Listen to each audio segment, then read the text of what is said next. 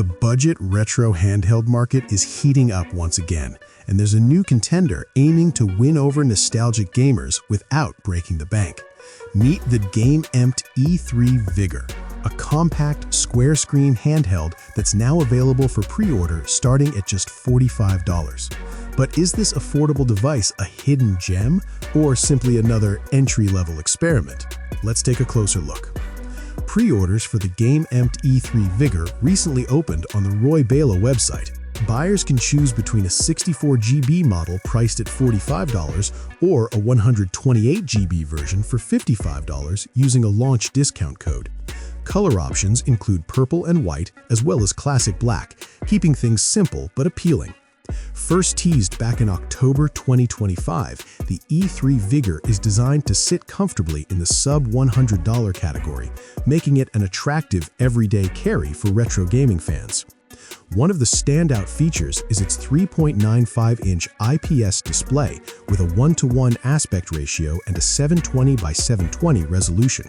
This square screen is ideal for classic systems like the NES, SNES, Game Boy, Sega Genesis, PSP, and Pico 8, allowing pixel art games to fill the display without black bars. In terms of design, the E3 Vigor takes inspiration from devices like the Anbernic ARG Cube XX, but features a flatter back panel for improved grip during longer gaming sessions. Under the hood, the Gamemt E3 Vigor runs on an octa-core ARM Cortex-A7 processor, likely from MediaTek. While this chipset dates back over a decade, it's making a quiet comeback in entry-level retro handhelds. It's paired with a quad-core Mali 450 GPU, 1GB of RAM, and 8GB of internal eMMC storage, all running on a custom Gamemt operating system. On paper, this setup should handle classic consoles comfortably, but real-world performance remains an open question. The rest of the spec sheet keeps things practical. A 5,000 mAh battery promises extended play sessions, while built-in Wi-Fi and 2.4 GHz wireless support allow for future updates.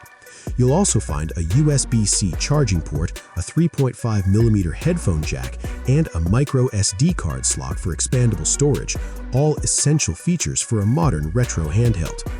Roy Bela has released a short hands-on video showcasing the hardware and its PSP-inspired user interface, but notably no gameplay footage was shown. That means performance will ultimately be judged once units ship, expected within 10 to 15 days.